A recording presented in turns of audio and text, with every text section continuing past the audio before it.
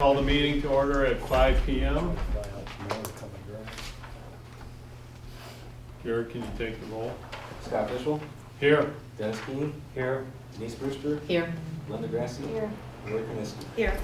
Stand for the pledge.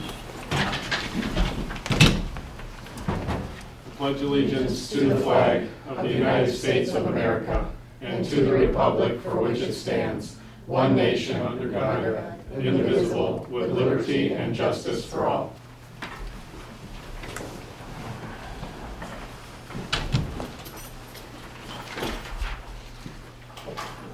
So on the agenda, we have a guest. A guest has been here many times, Many times. quite used to this environment.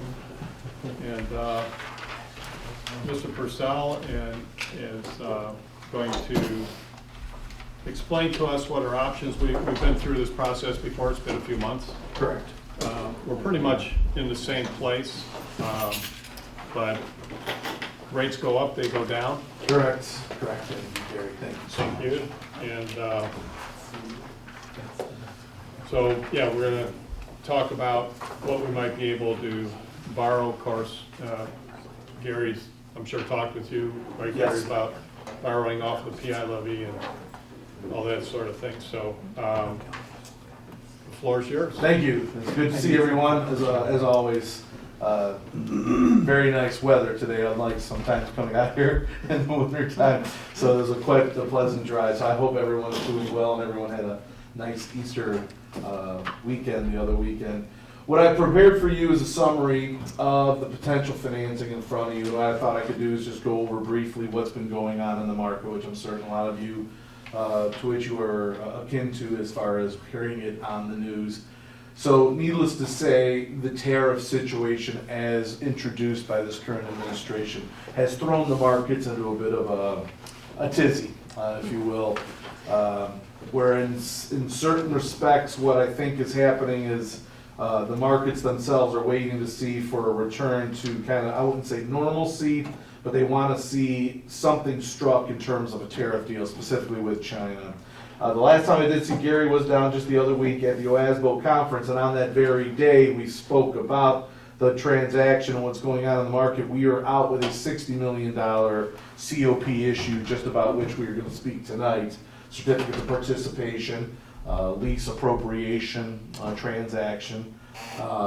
And we had to pull that transaction. That was the day after it was announced about the tariffs on China, and the market went nuts. So that was on that Tuesday, I believe, Gary, was that? And we were out, again, this was with Margaretta Schools out in Sandusky, a $60 million lease revenue certificate of participation. We had to pull that issue from that day from pricing. In essence, the entire municipal market kind of shut down. Now, a lot of people think, oh, the sky is falling, but really what that is more so all those participants in that market saying, we need to take a step back and see how this is going to play out. And since then, I would say that there has been somewhat of a retraction on that volatility. Rates have eased off a little bit, and frankly, we're kind of not far off where we were to the last time that I had prepared these summaries for Gary. So to make a quick reference to the summaries in front of you, what we have done is given you a range from $10 to $15 million. And if it's going to be less or more, I can adjust these as needed. And we've also given you a range of repayments as low as 20 years and as high as 30, which is the max on a lease revenue transaction. And then within each of those blocks, you'll see a summary of a few things associated with the transaction. But I think the thing that you probably want to be most interested in is the column all the way to the right, which would be the average annual debt service. In essence, what the district would see as an annual payment on these bonds. And it goes again as low as 10 million up to 15. And as you can see, as we concentrate the transaction in the shortest of the maturities at 20 years, that is going to escalate that debt service higher than as opposed to 25 or 30. So naturally at 25 or 30, there's going to be more interest involved. in terms of the transaction itself. But what we really want to make certain we focus on here is not, it's a delicate balance to be made between not paying too much interest, but at the same time, making the situation affordable. You don't want to strain the resources of the district so strongly that you're looking to incorporate some other funds, you just may not be able to afford it. What you must remember that each one of these scenarios has a 5-year prepayment option, meaning after 5 years, the district can decide to do with it what it wishes. Either refinance, which is primarily utilized for, or for that matter, if you wish to pay them off at that time, after 5 years, you may do so, either in part or in whole. So that aggressive prepayment option really assists with the flexibility the district will have while undertaking this transaction. So for instance, what I would say is I think we've been battling around 13 to 15 million, Gary, is that correct? I mean, it's been in discussions because we haven't really figured out the final scope. Understood. We're looking at a 12 classroom edition, now we're looking at an 8 classroom edition. We don't have a full estimate on the 8 classroom edition and what's the scope of renovations in the existing building, which, you know, renovation can be varying scope from Sure. paint and touch up to new HVAC and Sure. roof and gut and everything, so it's, Okay, that's all to be determined, so it's. very good. So why don't we just work with the 15 million, it's probably the worst case scenario or the highest. So at 30 years, you can see that the average repayment on that, given today's interest rates, is around $988,000, whereas you were to repay that same amount back in 20 years, that debt service would be $1.2 million. Now, mind you, the overall interest, which I did not include on this, and I can certainly provide that in the numbers that fortify these summaries. The thing is that you really, at $300,000 difference per year there, it just offers a certain level of affordability to the district more so than trying to compact it. At the same token, that 988 at 25 years, that $15 million, that average debt service is just under $1.1 million. Do you have the interest rate? The- What assumption did you use? So we just ran, so on that Margaretta issue, we just priced that last week. So those are the numbers I'm using, they would be identical. Their underlying rating is not quite as good as ours, however, that would be an insured transaction. That one went for 30 years, so I used those rates. And that true interest cost, you can see is in the column between final maturity and call date. That's gonna be your overall average interest rate on the issue. But we don't have, you have a percentage? Those are percentages. I should have put a percentage on there, sorry. That's my bad. Those are percentages. That's a period, not a comma. Yeah. So, right around, give or take, 5%. Thank you. You got it. The shorter you go, and that's the difference really that I'd like to bring to your attention between the 20-year and the 30-year. You are only talking about a difference of 17 basis points in overall interest rate. Now I know that that's not zero, but given the way the curve is working, normally that 10-year difference between 20 and 30 would generate a much wider difference in terms of overall interest rate. But what we call the curve is flat. It's still slightly inverted, meaning short-term rates are paying out higher than some mid to long-term rates. 2 to 5 years is paying higher than probably right now just about 10 years. Then after about 10 years, the curve normalizes, but it plateaus. So that's why I think in looking at the potential of the transaction, you'd want to focus on probably the longer repayment to make it a more affordable situation. You still have the same prepayment option, but you're really not incurring that much more significant interest. So that is the one thing that I would tell you to consider. In terms of the status of the transactions, we do have a version of the preliminary offering circular out from Tom Wilson, your bond counsel. So that is in the midst of being completed. I don't know how much attention you've put into I it. said to review it, it's in pretty good shape at the moment, but it just needs a formal review. Okay, so in essence, with that part having been done, the next part would be to work on the resolution from Tom Wilson at Dinsmore. We are essentially at the precipice of preparation to move forward on the transaction. We would go forward and have to present to the rating agencies to affirm the rating, and then based upon decisions and movements of the board relative to what you're going to do to your general fund and PI balances, once that's been determined, I can give you kind of a concept of what that might or might not do to your rating.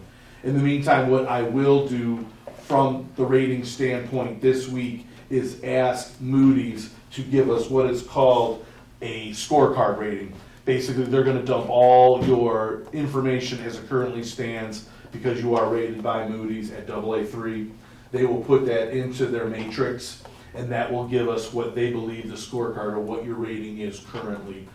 Given the situation as it stands, I would venture to say that's going to come right back at a AA3. But keep in mind that the COPS trade one notch below your current underlying rating. So the COPS, certificate of participation, would trade at A1, and that's why we would incorporate insurance. The insurance would not only pay for itself, but would be of benefit to the overall debt service in the transaction. And we'll provide you that analysis when that time comes.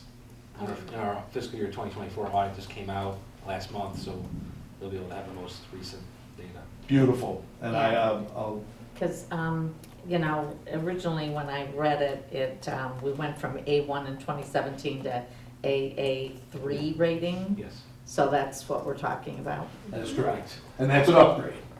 So Yeah, that was an it is. upgrade.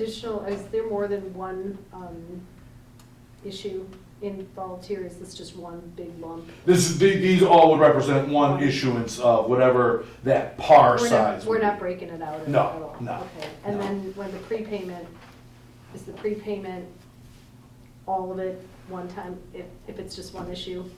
So yeah, It's 5 years out? 5 years out, and then at that given time, whatever you decide, you can actually call in some of it, all of it, whatever you'd like to do. Can you refinance it? Absolutely, after Or 5 do you have years. to wait for 5 years? You have to wait for 5 years. You can refinance it prior to 5 years, but that would be on a taxable basis. Okay. Naturally, those rates are higher, and unless we're into a very unique, low interest rate environment, something similar to COVID, which, who knows? Let's hope something like that doesn't happen again. But that offer is always out there to refinance on a taxable basis in advance of that 5-year call. And technically, it's a 5.5-year call, as it's a 12/1/2030 call. But your first principal payment wouldn't be until 12/1/25, so that's why we determined that as a 5-year. And our next agenda item is to go through the permanent improvement forecast, and in that forecast, I had used a previous rate sheet. At that point, I had used $12 million over 25 years.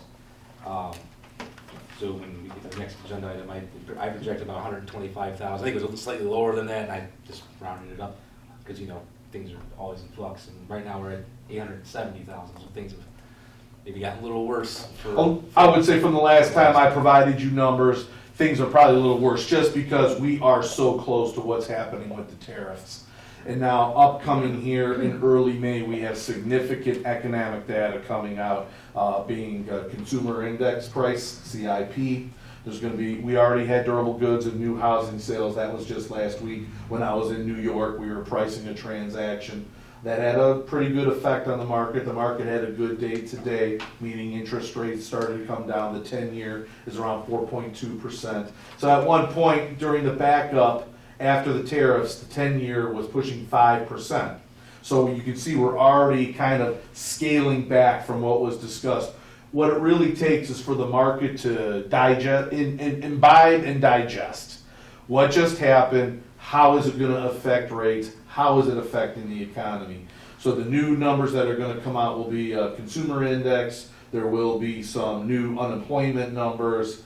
So those will have an effect on what's going to happen. Right now, a lot of it is going to hinge upon what Chairman Powell has to say.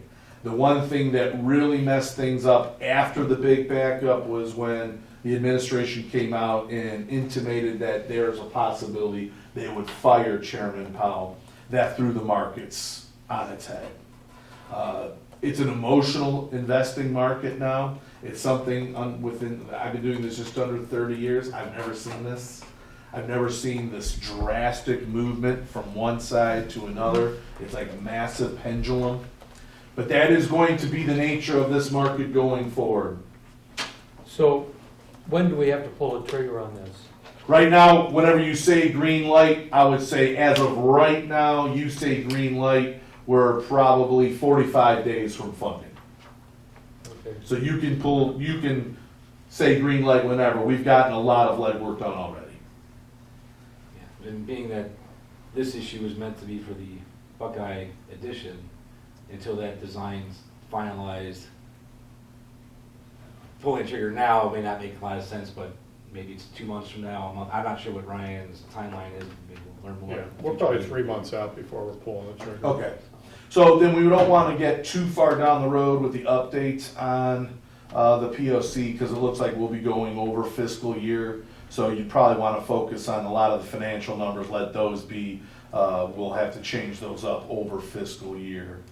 Mind you as well, though, you probably want to have something showing that, and as long as you've priced the issue, that gives you the opportunity to say you've got money that you can sign the contracts.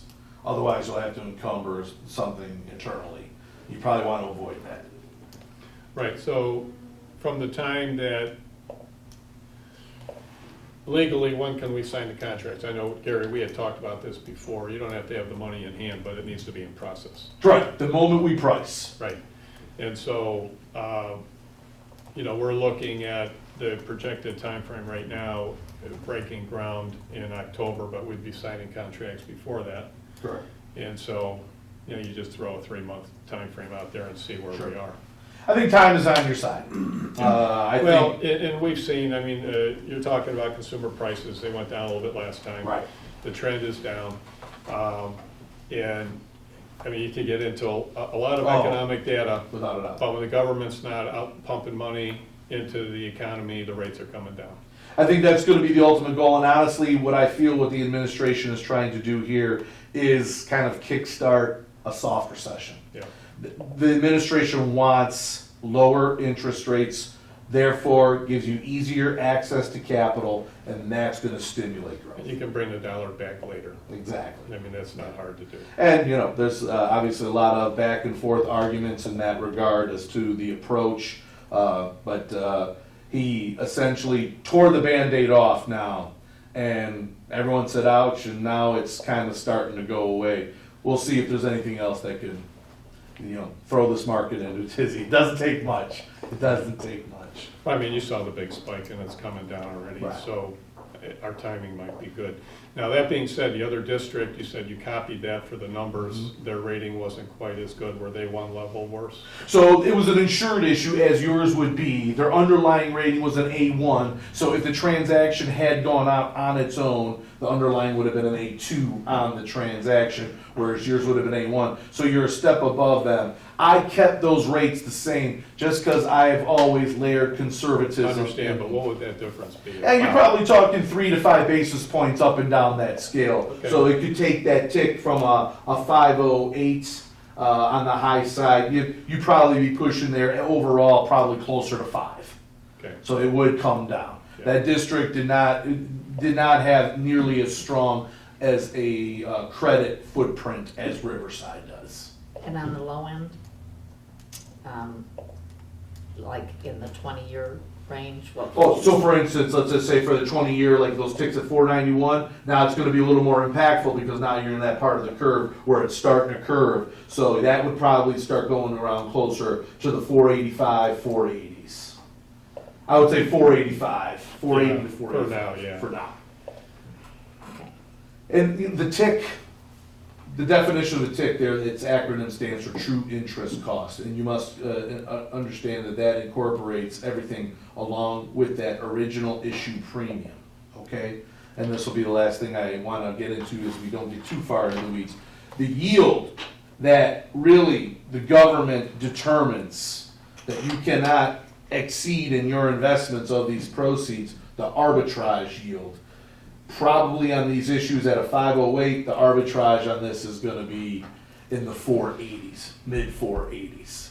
So I just wanna show you the difference between the TIC and the actual overall yield as prescribed by No the different government. than when you go get a home mortgage. Simple as that, an APR versus an APY. One of the things is maybe explain it a little more in English. So when we get these funds up front, when you borrow the funds, you get that cash up front. So now we're not liquidating those funds because we're under a construction contract, we wait for things to get built. We can invest those funds, and if that 4.8%, if we're getting higher than that percentage on our investments, we actually have to pay that money back to the IRS. So you have to be careful we don't.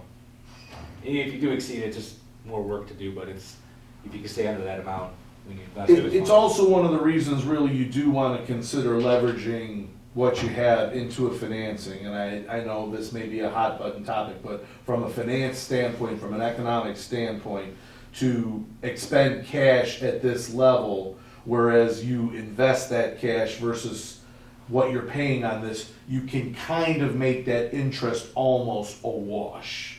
So that's really where liquidity comes into play.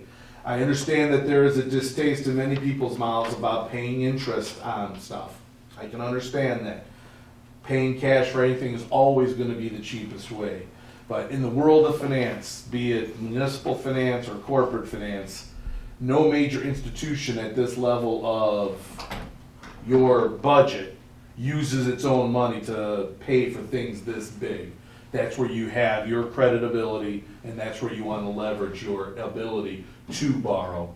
And then you add the flexibility of the prepayment option, because you're not stuck with it for 20, 25, or 30 years. You have the need, you fill it, and in 5 years, you can readdress. And Gary had taken advantage of that refinance in the past, right? Totally. To save the district some money. Totally, significant money. We actually did the taxable refinancing of our original bonds from 2016. We did that in 2019. Yep. And then during COVID, we were looking at it.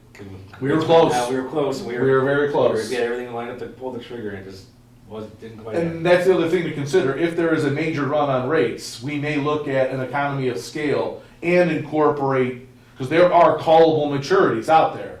And if they start to make sense, when you layer refinancing in with new money, now you have your third-party costs are set over two different issues, so you get a benefit to that. Because that's really what drags down the savings on the refinancing, are the costs. But now if you can apply the cost over a new money portion and a refinancing, that economy of scale definitely benefits the refinancing. And we are keeping our eyes on that. How does this affect our borrowing capability if we decide to finance something else with a bond levy? This will have no effect, as it is a series of annually appropriated lease payments. It does not go against your direct debt limit. And there is a premium to be paid for COPS versus to which you were referring, Belinda, being the GO. These are more expensive than GOs because of that appropriation risk. By legal definition, you can enter into this loan and in 2 years decide to walk away from it. But then you would get into a very ugly situation with ground lease, and you would have a trustee that would bring in the the certificate holders, which are the participants in the transaction, and then they would have a lien on your assets, being the buildings that you are gonna. Which they don't want. You don't want that. No, can't- they don't want They it. don't want it. They really don't want So it. didn't you say Twinsburg did that? Twinsburg Township. Okay. And it made national news many, many years ago. And they will never, ever be able to access the capital markets again. Probably not in the rest of my career.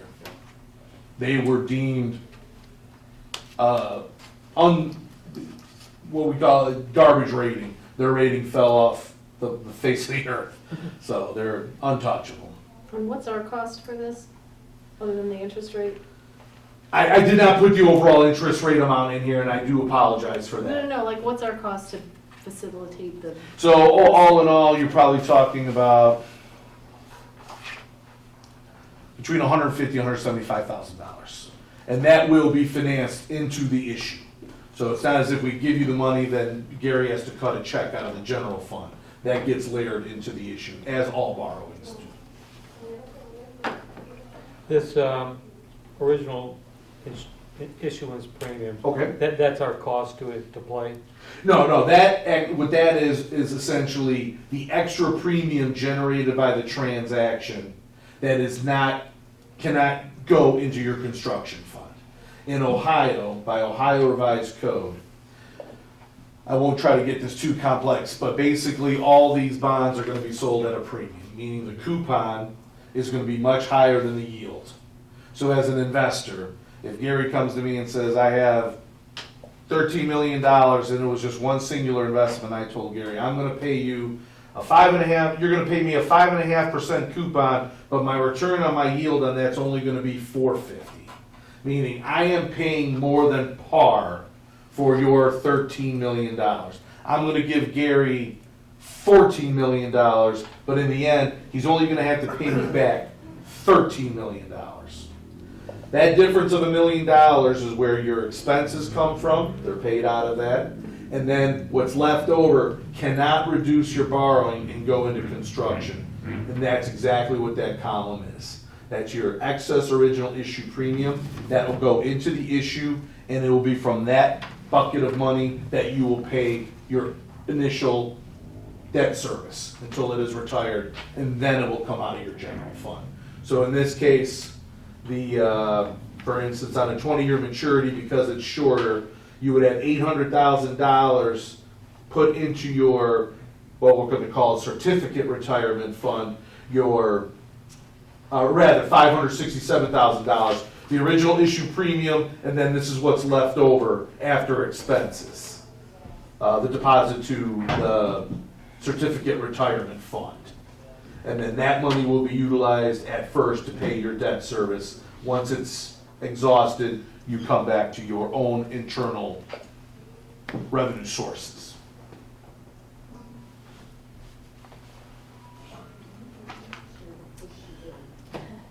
So, Gary, when you look at borrowing money, let's just say you borrow $13 million, let's say it's 12. We've been talking about 12 before. So let's just say it's 12, and you sign the contract. And at that point in time, you're getting 3.5%, let's just say. That money, of course, gets earned and mitigates the payback cost.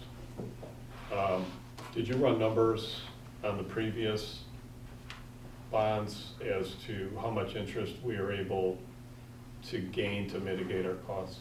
I don't, off the top of my head, I remember, well, back when we did the original bonds, so when we issued those bonds, it went to what's called the 004 building fund, and we were posting the interest to that fund. That was helping us offset change orders and overages that we had, and we earned, for that issue, it was over $1 million in interest over that time. Interest rates were lower back then. It was also a bigger issue, so, what it would be like on this one would be totally I different. mean, you were but getting like 1%, weren't we were you? getting like 1.5. Yeah, at yeah. most. And what's Star at now, Gary? Starts at 4.4 right now, so it's, So I was kind of figuring if we figure a 3.5 rate, we should be relatively safe, Right. on how much interest we would earn. Of course, that just mitigates the payment cost. And if we're coming in a little bit higher because of timing, then we might net out about where Gary is saying. And, all that goes into what you're planning on doing. So. Well, that's the key. That's the key. Now, relative to those bonds that we had sold were well higher than what you were earning on the reinvestment. Now that gap is significantly reduced. So it just makes, sometimes you'd like to pay for it in cash, but in this particular circumstance, Mr. Official, as you just indicated, you could really offset a good amount of that with your liquidity situation. Now, Gary, and maybe you remember too, what was the bond rate 7 years ago? I think our tick was, what, 3.5? It was low, yeah. It was between Yeah. 3.5. And you were getting one plus? At best. Yeah, so you had almost a 2.5 negative, Right, yeah. right. And so in this case, it won't be as bad. not as bad. If you're talking, let's just, for instance, on this particular situation, 490 in a 20-year versus the 440, you're talking about 40, 50 basis points. A 508, you're talking 60 basis points versus what was 200, 250 basis point spread. Right, and if you go in the market today, you're at 4.4. You're, well, not par, but Right, you're not far off. right. So that definitely helps the situation in general. Again, and that's why you kind of want to leverage your borrowing ability in this interest rate environment. Some would argue, well, when it's this high of an interest rate, why would you pay that interest rate? Well, that's you're benefiting from maintaining that liquidity. It's relative. It's all relative. It's 6 or half dozen. There's as many arguments can be said on one side as the other. That is absolutely true. But we do stand prepared to move on this. We've got, Gary works a lot faster than most treasurers, so I knew once that POC came out, the preliminary offering circular, it's got holes in it. It wouldn't take long for Gary to fill that up, so I knew that wouldn't be much. We were able to see your bond counsel, Tom Wilson, down at OASBO, which was a very productive conference. We were able to connect with everyone there, so Tom's aware of what the situation is, and he stands prepared. So we're right there. And Gary, you said, shoot, you could have everything ready in 2 weeks, right? Yeah. It'll take a little bit of time just because you have to do all the legal work that goes on. We don't want to say a week. Understood. I mean, it's pretty much ready now, so it's pretty much just reviewing it, and if any numbers need updated, Yeah. because we'll Yeah. be in the next fiscal year. You may keep me posted as to what the status is on you want to time it so you pay, obviously you don't borrow until you need it, and if that is the case, you wait. But if you see a definitive timeline, you're going to save some legal costs by trying to maybe get this done, if anything, priced before June 30th, if that could happen. But it doesn't sound like that's going to be the case. Well, we wouldn't be ready to take the money then. Okay. We really wouldn't even be close. Okay. Very good. I just want to put that out there. If in the event that does come I through. mean, we might be in September. Just to confirm, the call date is any time after that we can refinance? Yeah. That's it. Gotta wait 5 years. 5, yeah. Prior to 2017, you'd have one crack at that apple prior to that call date, tax exempt, but that rule changed. And I don't foresee that coming back anytime soon. We did that with our first issue, like the early issues, didn't we? Because that was an aggressive call, and having done so, with rates bottoming out the way they did, the economics of that situation presented itself, whereas a lot of folks who had issued right around the same time had done 7 or 10-year calls. If we went to 7 on this, I think that would affect it slightly, but back then, anyone who was at a 7 versus a 5 was not there. Yeah, we did 5s. That was Absolutely, great. absolutely. Yeah.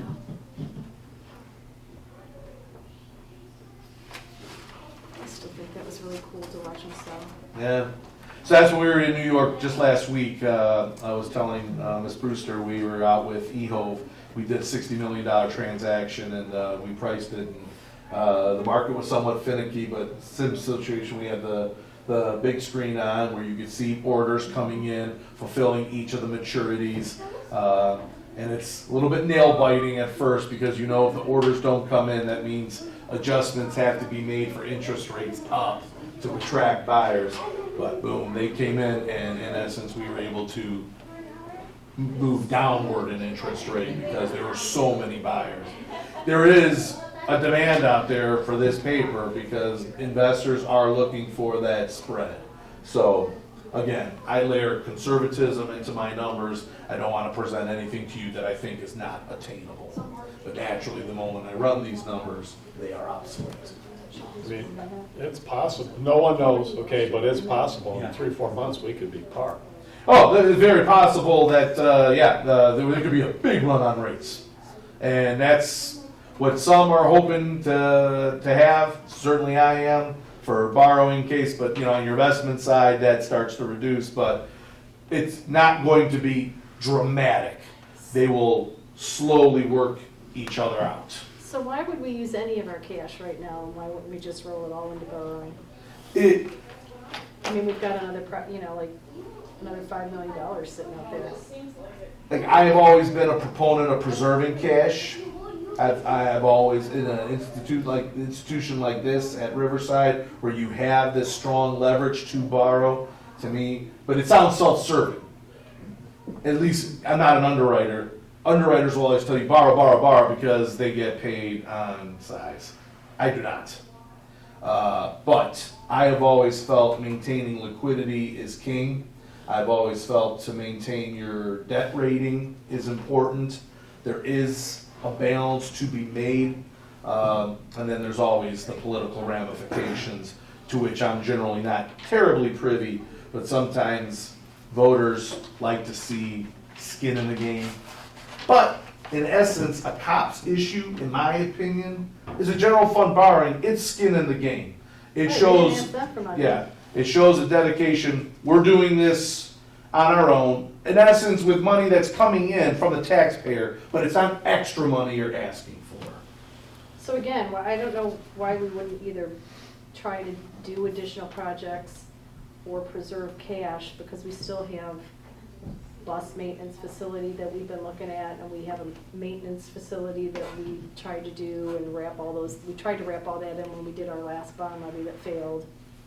Why wouldn't we use some of that cash to do those projects instead and borrow, instead of 12, borrow 17? I mean, it's not gonna increase that much. Yeah, I mean, in essence, so you can kind of take a ratio, for instance, so for every 10 million at 30 years is $660,000. So if you were to take 5 more million out of this, and let's just, for instance, 20 million COP at 30, you're adding another probably, so 5 of that. So you're adding another 350 grand to your overall debt service, which get it up to around 1.1.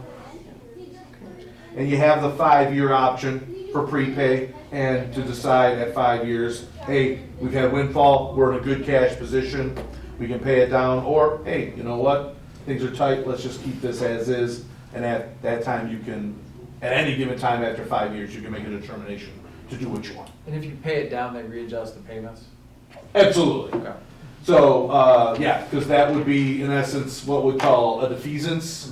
So once they take that away, you call in those bonds, that gets, Did they change the term at that point?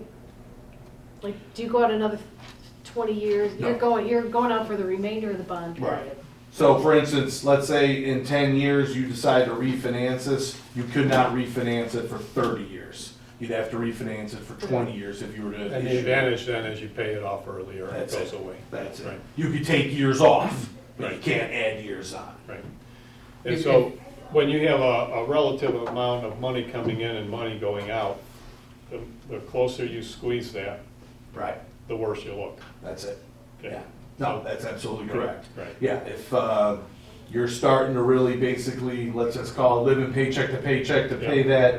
that service off, the rating agencies are going to definitely ding you for that. Right. And let me ask something, 30% or 40%, whatever that cash, it's only the general fund, right?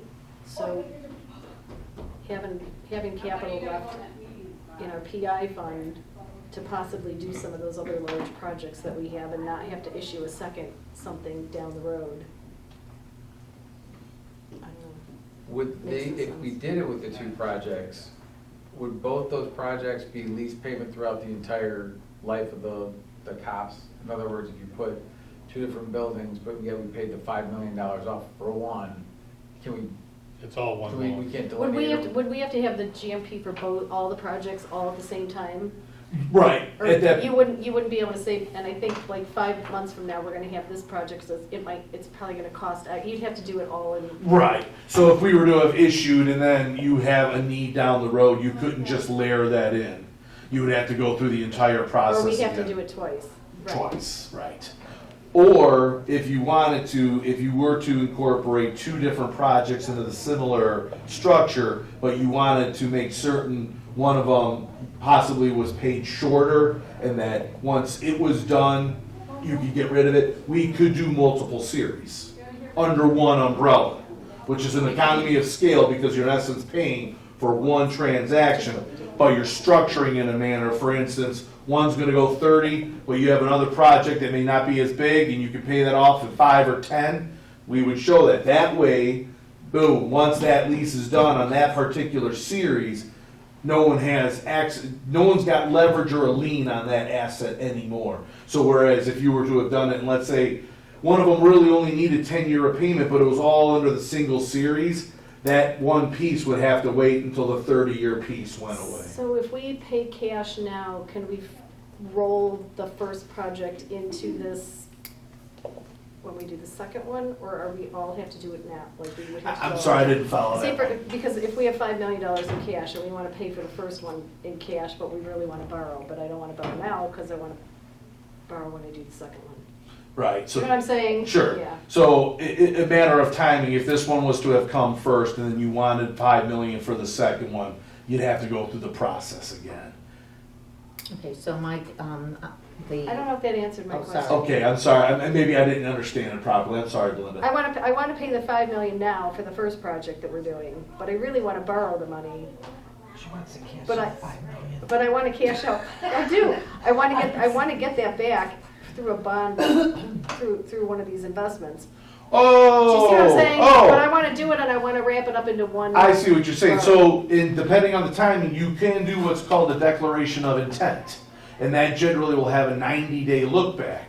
So if you, within 90 days, were to have incorporated or encumbered a certain amount of funds, you paid for it in cash, but now you want to get compensated, you want to basically re-up and get that liquidity back, yes, then you could borrow, but you'd have to declare an intent early. Okay. That way you catalog everything you spent, present that to council, and council would say, okay, you can reimburse yourself for all these things. You'd go out and borrow, you'd take that money, plop it right back into your general fund or PI from whence the original funds Okay. came. That, Boom. Gotcha. I'm sorry, Ms. Brewster, I interrupted you. No, I didn't know if you were done or not. So obviously, we're talking about, one project is the Buckeye addition, but then Buckeye and Melridge both have some renovations. So that would all be grouped into one? Correct, correct. And then the way the getting into the weeds a little bit, we essentially, so here's one project, and then the other improvements are here on this project. You cannot cross-collateralize, meaning I'm gonna put all my money and only put this particular asset under the ground lease where I am putting money over here. The investors are gonna tell you, if you're investing in both these assets, they have access to them in the lien throughout the ground lease. But you can put them under one umbrella for sure. And we'll make certain that, I've already talked to Tom about this at OASBO, and we talked to you briefly about it, just making certain that the ground underneath these improvements, as they are gonna be under a ground lease lien, that there's nothing you're gonna be doing, taking away property from those, because then certificate holders will not like that, nor would the insurer, because at that point, you're diluting the ratio of value to borrowing. They don't necessarily look at it, you said it before, Mr. Official, they don't wanna come in, one, they cannot liquidate your asset, they cannot come in and take your asset away from you and sell it to get them what they needed. They can only occupy that asset during the term of the ground lease. The ground lease will run 5 years longer than your ultimate maturity. You're not paying during those years, but that's done to discourage entities from saying, I only got 2 years left on my loan. To hell with it. I'm gonna not appropriate and walk away. Big deal. It's done, but now you'll have 7 years under which certificate holders would be able to come in and occupy your asset and turn it into a revenue generating entity to pay themselves back. That is their method. They are essentially telling you, don't mess with us because we'll take away your school and you're gonna be down the proverbial creek without a paddle. So It's quite complex, the legality behind it, especially as you start to examine the ground lease and the lien situation with certificate holders. But this is very common, very unique. Have we done it, cops here? I don't believe we have. So, in essence, all your assets right now are unfettered. So that, from a clean slate perspective, certainly lends to efficiency. Thank you. Certainly. I am sorry if I've been a little long-winded tonight. It's a complex topic, and obviously I'm somewhat passionate about it. There's a lot of facets. It's a lot of different, especially with the cops, especially with the certificate of participation, so. Any other questions you may have, by all means, after tonight, please feel free to email me. Gary has all my contact information. He'll give you my cell number. Feel free to email or call at any time you wish. I'll get back to you pronto. Certainly wanted to prepare this for your summary and for your review, but we are there. So green light, pull the trigger. We are ready to go. Just a little bit more background work to do as far as the credit rating's concerned, and then finalizing the disclosure statement. Is that just phone calls and sending Moody's stuff? In this particular circumstance, depending upon the ultimate decision of the board and what to do with current funds,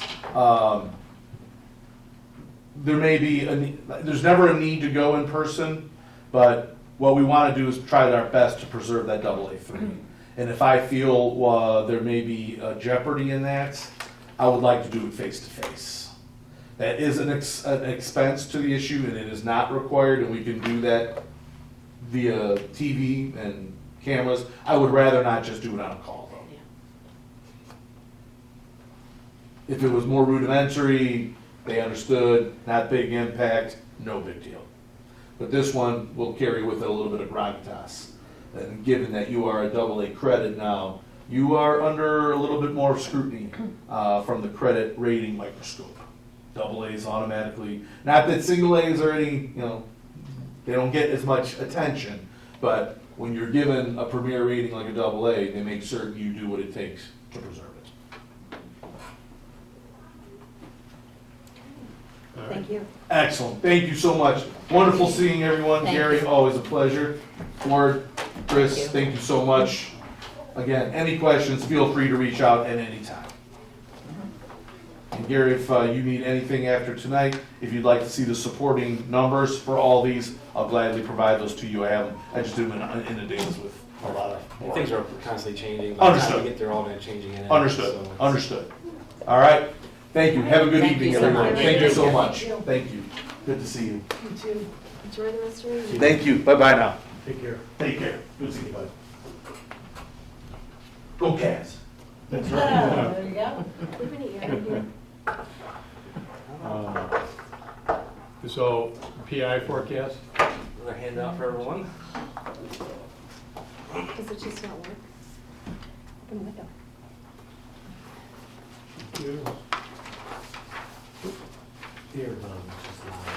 What's that? I know it is loud. It's really hot up here. All right, so wanted to kind of go through a quick review of the permanent improvement fund. We did, if you recall previously, we did, we do a 5-year forecast. In discussions with the finance committee, we decided to go out 10 years at one point, adding in some inflationary numbers. So this forecast that is handed out is the same forecast that was passed out at the finance committee meeting, so nothing has changed from that meeting, but since the remainder of the board has seen it, the items that are highlighted in yellow are some changes. We did get our property tax settlements in, so the permanent improvement fund, you see at the top of there at the yellow line, the current fiscal year, our total collection was $2,943,000, which came in higher than anticipated, even came in higher than what the county auditor estimated on their Schedule A, even if you account for 99% collection rate. So I backed that number down in the future years just to be conservative. Also on the first page, added an estimate for repairs, and that was based on the last 2 fiscal years. I didn't break it out by building, I just did it in total, just because they can vary wildly from year to year. So we were adding around $225,000 or so per year in repairs to the forecast, inflating by 3%. Going to page 2, I removed the bus purchase from FY '26 based on, I'm sorry, you said the interest rate was what? The interest, inflation rate? I had 3%. 3, okay. Yeah. So what I did was, there's a little note at the top here, but I did a 3% inflation for expenditures, about a 1% inflation for revenue. Oh, I see, okay, right here. It's pretty small. It is. It's a lot of numbers on these pages too, so it's a lot to digest. Going on the second page, looking at the expenditures, I removed the bus purchase from FY '26 as the board approved the previous meeting. And then in FY '25, added Chromebooks and the generator that were approved at the meeting last week, and also about $20,000 for the math curriculum purchase that was approved previously. That's about the portion that's attributable to the PI fund, or the rest will be on the general fund. And then in FY '26, reduced the high-quality instructional materials. If you recall, we've already purchased grade 6, and that cost was about $250,000, which grades, was it 3 through 6 or 4 through 6? I forget which one it is. But, so figuring about half the cost for the 2 grade levels, 7 and 8. So I reduced that from $250,000 down to $125,000. And you're figuring that'll all be books and 5-year. Yeah, yeah. And that could change too as well. Yeah, It's just, we don't, they haven't selected what curriculum that looks like and what Right, it would right. be, so right now it's just a placeholder. And then the turf replacement, I reduced from $800,000 down to $600,000. We had an estimate from Vasco from the fall that was around $600-some thousand was the estimate. Then you factor in a couple years of inflation, and then we have the cell phone tower revenues in there. In the previous projection, we had $800,000 was too high of a cost, so I backed that down, make sure we counted for the cell tower revenue, and then also if we do get another sponsorship, that will obviously cause that to go lower. Do we have 200,000 set aside for that It'll also? be close to that by the time we get to 20. By the time we get there, Yeah.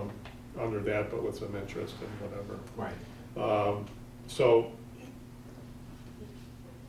I mean, that number in today's picture could be 400, not 400, but 170, 180. It already In the includes 200 that. that's set aside. It would have been, the 200 is a different fund, so it's not really reflected here. Right, so I mean, so if you reflected it, it would really be around 420. Well, Right we now. figured that number's gonna grow because of inflation over the next couple of years. By 200,000? By 200,000? I mean, it's, I'm not sure. I mean, that's. Okay, so you're saying it could grow 200,000 in the next 3 years? It could be, I mean, Okay. it's, you never know.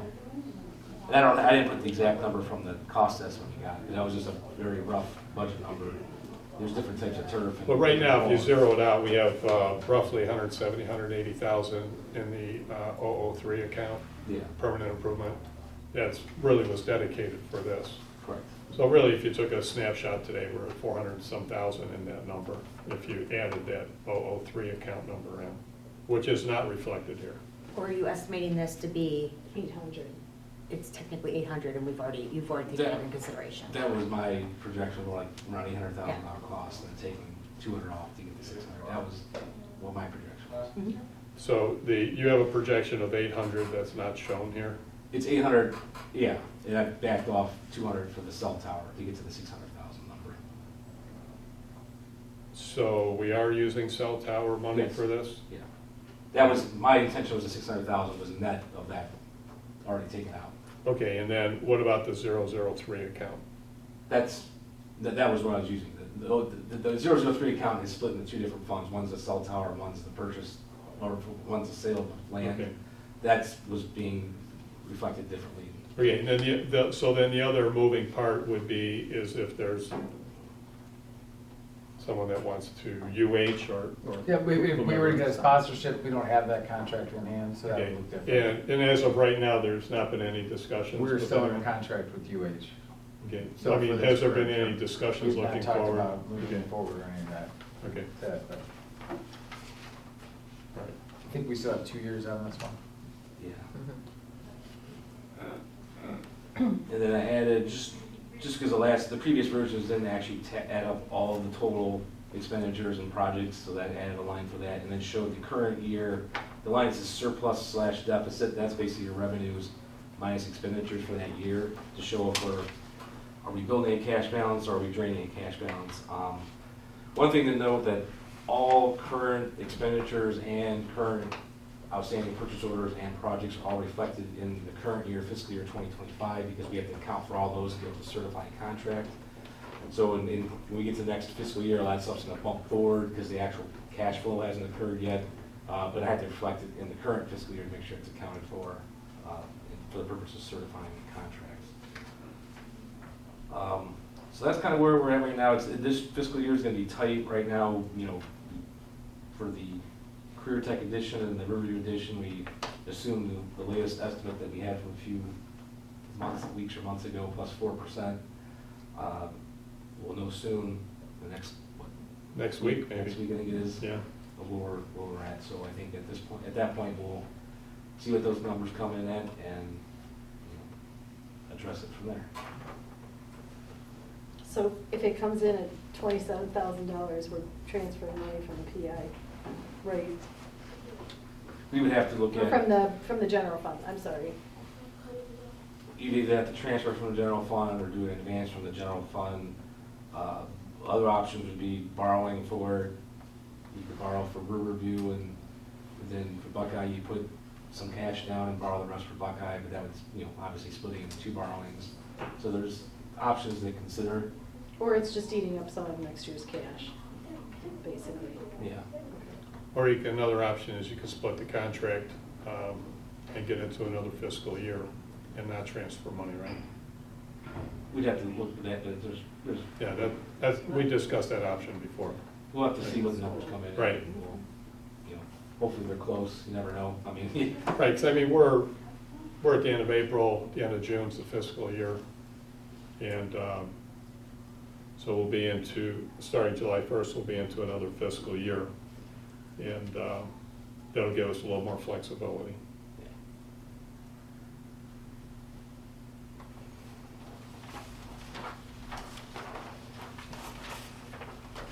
Any other questions on that? What are we getting the GMP for? We have them tentatively scheduled for May 8th, working on time, sometime in the morning. Is that going to be a buildings and grounds meeting with the community? Buildings and grounds, yeah. Just want to make sure that. Limited buildings and grounds, because they just want to go over the numbers. Yeah. So we'll make sure we'll put out the notice for that. It'll be recorded.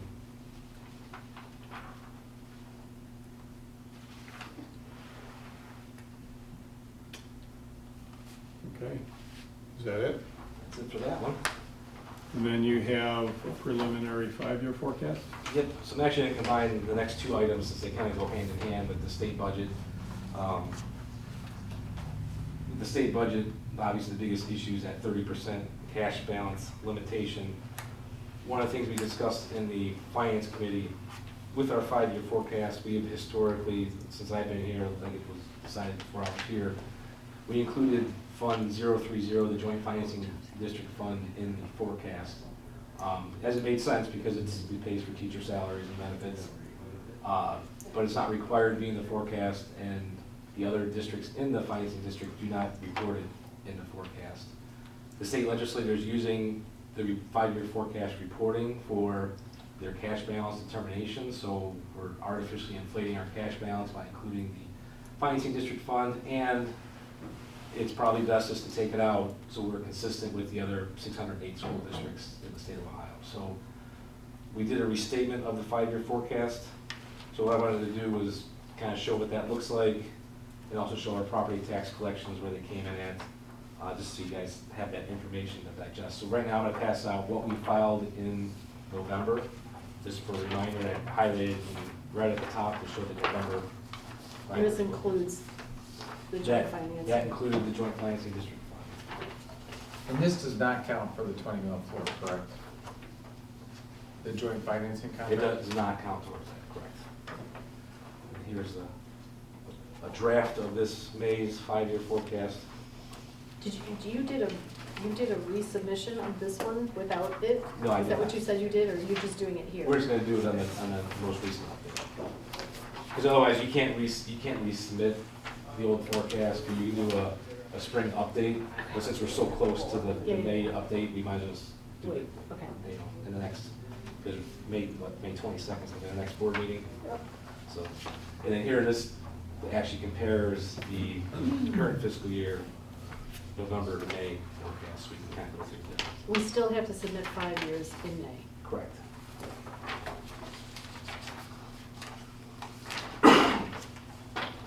Well, nothing's passed. Right. Right. Nothing's passed. Right, you know, the state budget, there's currently the House proposal, the Senate will still have to come out with their version, then they'll go in conference committee and reconcile the differences between the governor, the House, and the Senate, and come out with, who knows what, at the end, and it could be one of the three, any of the three, Or none of it. combination, none of the above, who knows, it's anybody's guess. If you look at the preliminary draft, so the second line handed out for this coming May, dated today, April 28th. For fiscal year 2024, line 5.06, our total expenditures would be restated to $50,056,000. So if the House's version of the budget was in place with a 30% cash balance limit, that would be just over $15 million would be the allowable carryover cash based on that proposed House bill. So we carried over 23.4 million, so you're talking a difference about $8.4 million would be that amount that the Budget Commission was required to give back to the taxpayers. The issue with the bill How is much would, about 8.4 million. yeah, If it was in effect at the end of fiscal year 24 going into 25. yeah, The big issue is property taxes are on a calendar year basis and schools work on a fiscal year basis. So if the county budget commission determines we're taking $8.4 million to return to the taxpayers, it's over the next calendar year, but that spans 2 fiscal years. So how does that truly work? yeah. I think the There's- way the bill's written right now is they're gonna be looking at fiscal year 25, so Correct. June 30th. Correct. Right, But it doesn't alleviate the issue of you're looking at fiscal year right, right. cash Still have balance a half a and year. you're adjusting calendar year property taxes. It doesn't line up right. Right. More work for the auditor. So looking at the comparison page that I sent out, or that I handed out, so this is looking at our current fiscal year 2025, and the difference between the November forecast and the May forecast. And you'll see our general property tax revenue line 1.01 at the top. Our revenue came in about 332,000 higher. Actually, it's about 326, there's an error that needs corrected, but $326,000 higher. That's due from the reappraisal came in a little bit higher than we anticipated, and then into some new construction. So the overall residential Class 1 reappraisal number came in at 29.78%. We were projecting 28. For Class 2 commercial, we projected 8.58%. It came in at 10.05. So that's what made up the difference there. Now, we're not on the 20 mil floor for Class 2, so there wasn't much of a revenue gain there. It was more on the residential side. Public utility tax line 1.02 came in about 132,000 higher. And then on the state funding is slightly lower right now, but it's pretty immaterial. Line 1.06, all their revenues is down 2.9 million. That is from taking out the financing district. So that's where that number really changed. It's a little bit higher than that, but we also have, this fiscal year, we have 2 cost settlements for Medicaid that fell into the same year, so Medicaid had fallen behind again. And so we got our fiscal year 2022 and 2023 settlements. One of them at the beginning of the fiscal year, one just came in now. So that revenue is about 400-some thousand higher within that line item that falls there than we typically do in a fiscal year, just because of a time of year we got a double payment. On the expenditure side, nothing has really changed there at this point, other than taking out the financing district. So that's where lines 3.01 and 3.02, those reductions are taking out the financing district. What salaries are we paying out of that It's high school salaries for subject? social studies, language arts, science, and there's one more, might be math, I think it is, I think it's math, yeah. And none of the special ed salaries and whatnot, those are coming out of IDEA, so those are entitled, those are not even included in here. Right, that goes out of the federal funds, well, I mean, there are some in here because you have your general fund portion of those. but Right, it's- when they expire, but, One other thing to note on transfers out, the difference there was we increased our athletics transfers from 75,000 to 100. We will need to look at, if you recall, we have a termination benefits fund that pays our severance payments and early retirement incentives and those type of things. Because of the STRS change from, well, originally changed it from 34 to 33 years in the fall, and then 10 days ago, they changed it Yeah. from 33 years to 32 years. We've gotten a lot more. There's someone sitting here. I know, laughing. I think she heard that. So we're gonna have more severance payments and more early retirement incentives, and so we're trying to figure out what that number is gonna be. We will probably have to transfer an extra 250,000 to that fund, and then we have to determine, do we wanna do that in the current fiscal year, or do we wait till July? Because those severances will get paid, in August and September. It might be. We did have some money set aside. We did for have that. some, yeah. but not enough. Right. Right, Right. because we didn't anticipate No. two changes. Because Yeah. typically you have good years and bad years, and that's, the 250,000 was an average over many, many years, what's the typical norms, and just now we have a lot happening at one time that's more than anticipated, so. So we're either gonna take a hit for another one this year, or we're gonna do it twice next year, it doesn't make any Right, difference. right. So I'm thinking we probably just look at doing it this fiscal year, maybe towards June, and just we're approved in June towards the end, and kind of do it before we close out. Lower the cash balance. And then when do we typically do that transfer in any normal year? We typically do it in July, just to have At the the cash beginning at of the the beginning year. of the fiscal year, because typically your severance happens at the beginning of the fiscal year. Yeah, well, I mean, like August, September time. So if we do it now, we won't need to do it in July, but at some point. We'll have to do we'll both. have to- We're We'll have actually to do doing both? yeah. And then will we deplete that fund and we won't have anything for next year? We'll have some in there still, so we're kind of figuring out those numbers now, making sure what that looks like. Because we don't know how many, it's a big decision for teachers to make, finding out that all of a sudden, hey, it's the end of April and I can retire at the end of May. So Sweet. there could be more coming that we're not aware of. We have some people that are looking at it and trying to make major life decisions in 30 days.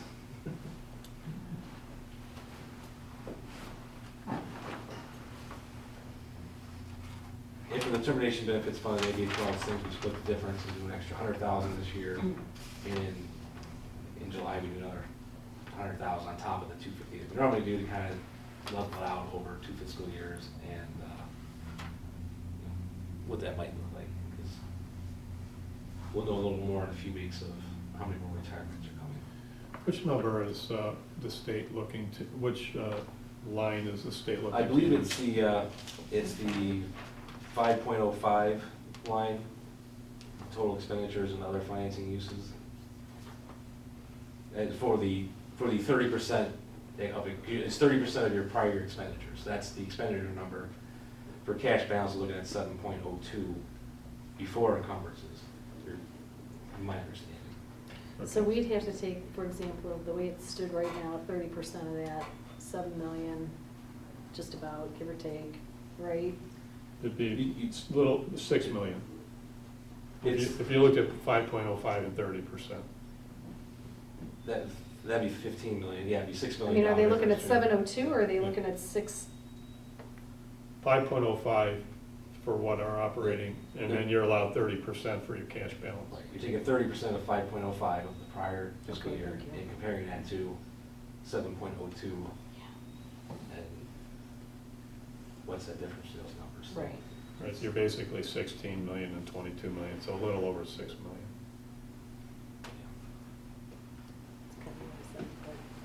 There's a lot of talking going on. Yeah, and it's one of those things too. And it's- where would we put that? Or would you just take it out of line 101. Where do you budget that? It would be a reduction to 1.01 over 2 fiscal years. And the other logistics of it is, which levies are they rolling back? Are they rolling back our 2017 levy that doesn't have the homestead and rollback reimbursements from the state? Are they rolling back levies prior to that do have those rollbacks from the state?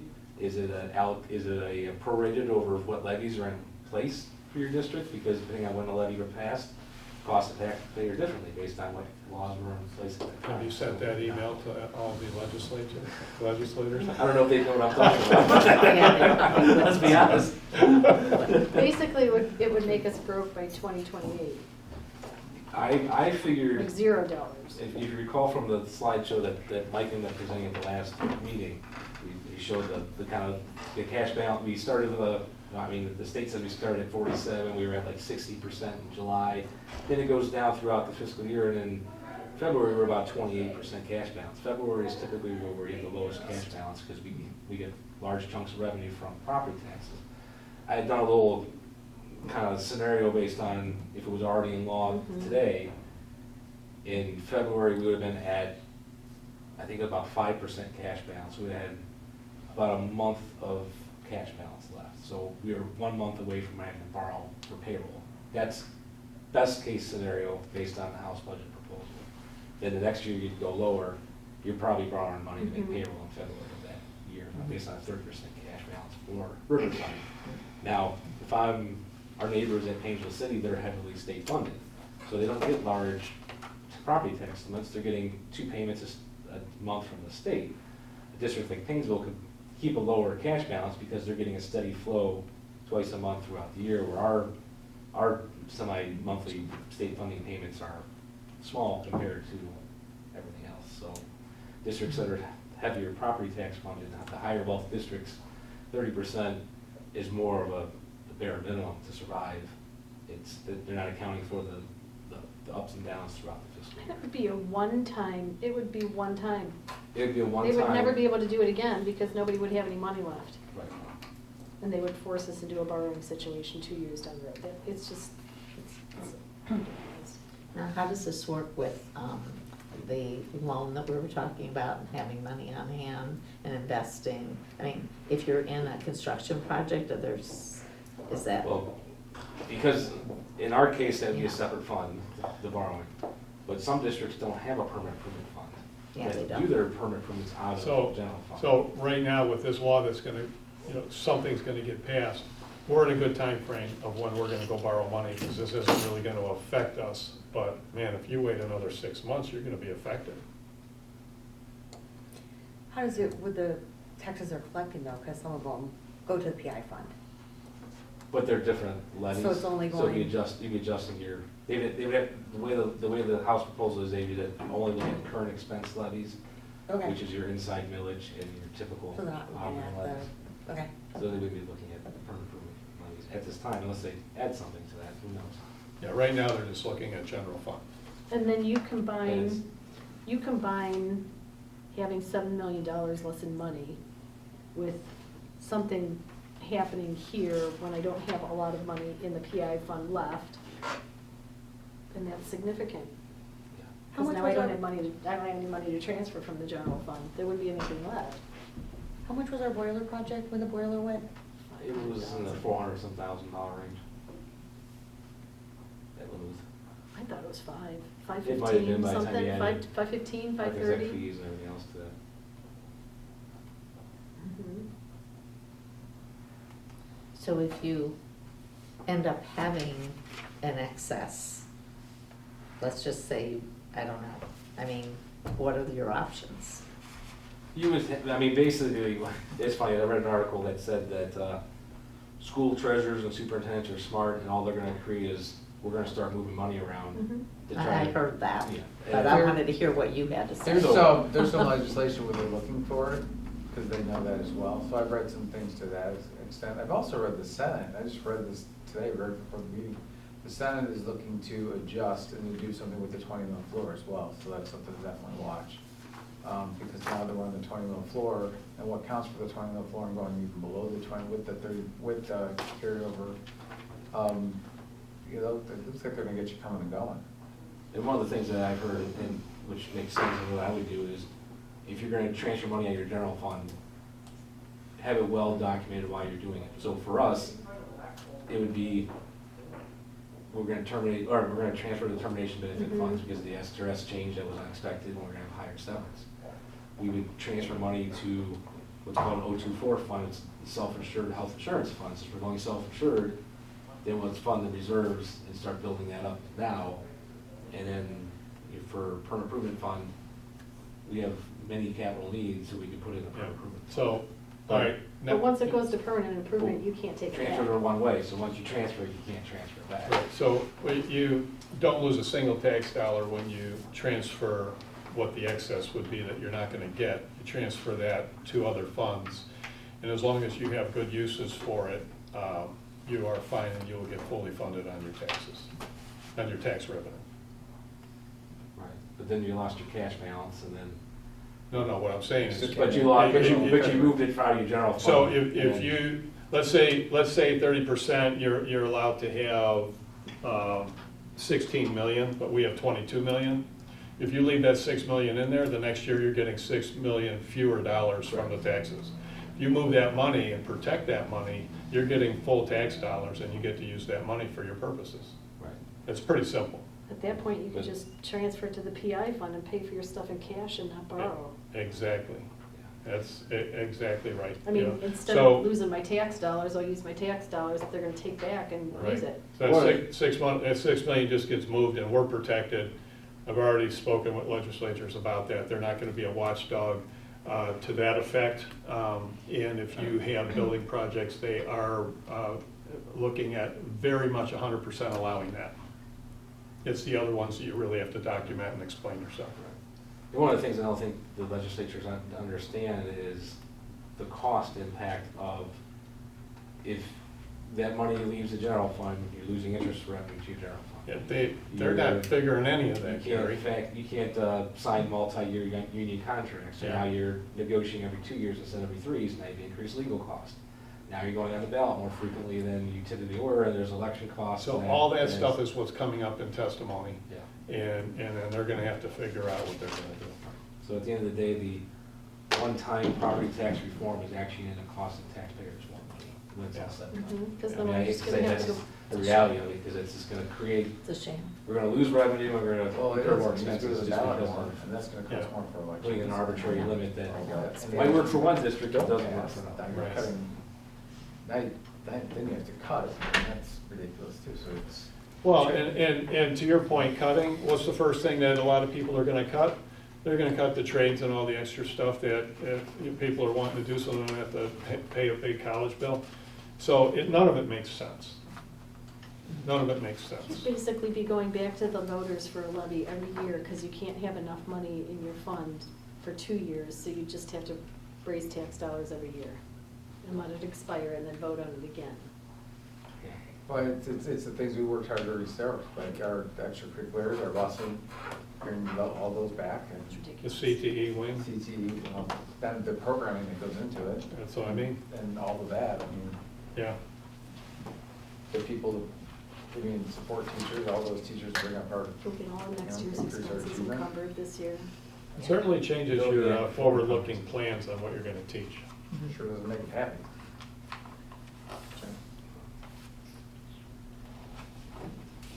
We could put Dan on retainer for 3 years. Well, I mean, depending on what we do, Gary, you know, I mean, obviously you don't want to short the general fund, but it could obviously change this forecast on PI. But then, as it was mentioned earlier, there's never, I mean, there's plenty of projects to do. Yeah, and we're not gonna know for another month. Yeah, so no point in guessing. I mean, that percentage was lower than 30. It was I'm 25. hoping it It's keeps 25. going. 25 It and was- 30. Yeah, 30. and, Let's just see where it ends up. yeah, We won't know until after the forecast is done, Right. so it doesn't matter.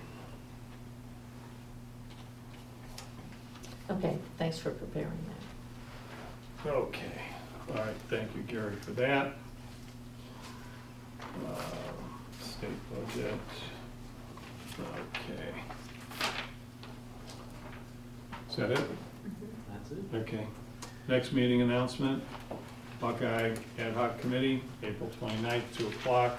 Finance Personnel Committee, May 15th, 8 a.m. Buildings and Grounds, May 20th, 7:30 a.m. Board of Education meeting, May 22nd, 5 p.m., special from 6 to 5 for programming. Well, thank you. Upon special request.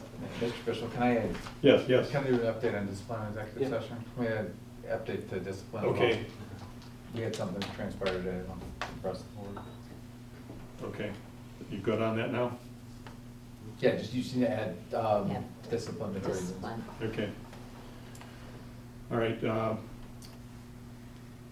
Be resolved that the Riverside Local School District Board of Education hereby adjourns to executive session at 6:21 p.m. to discuss personnel matters and discipline relating to the employment of public officials in Riverside Local School District Board of Education. Hereby designates all matters discussed in this executive session as strictly confidential and finds that this designation is warranted because of the status of these matters and the need to preserve confidentiality to properly conduct the business of this Board of Education. Can I get a second? Second. Thank you. Gary, can you take the roll? Scott Fishel, Aye. Dennis Keeney, Aye. Denise Brewster, Aye.